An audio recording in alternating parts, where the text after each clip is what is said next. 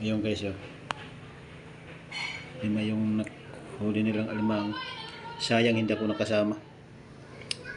Kasi lobat yung cellphone ko.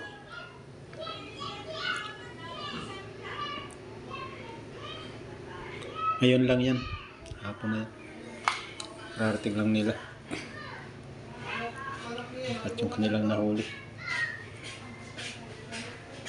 Matataba guys. Yung mga limang nahuli nila. Sasama sana ako. Kaya lang yung cellphone ko lobat. Hindi ko na pansin na lobat na pala yung cellphone ko.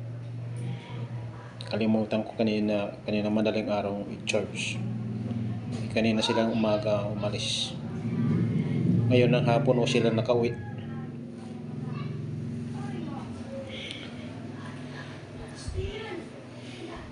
Nag-usap-usap na kami tatlong sasama ako. Kala ko yung cellphone ko hindi lobat. Dadalhin ko na yung cellphone ko.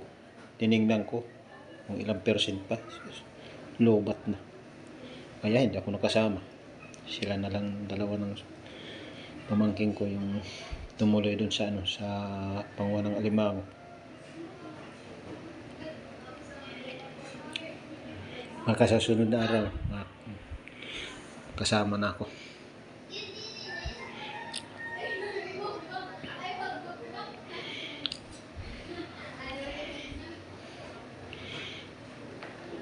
Para makapanghuli ng alimango. Matataba guys yung alimango nila.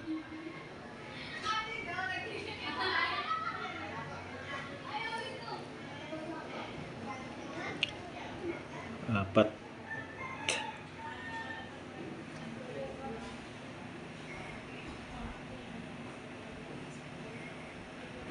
Masarap ito guys. Sipit pa lang. Ako. Talaga naman tatakam ka sa sipit. Kasi matataba. Pangalawa, sariwa-sariwa. Bagong huli lang.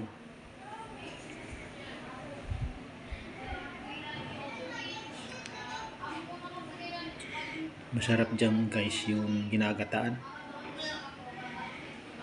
Yung espeso yung yung gata ilalagay mo.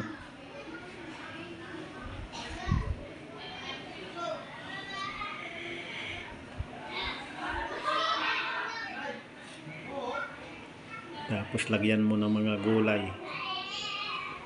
Kalabasa. Yung pinakamasarap dyan, kalabasa. Nahalo mo sa alimangong ginataan. Talagang nakakatakam.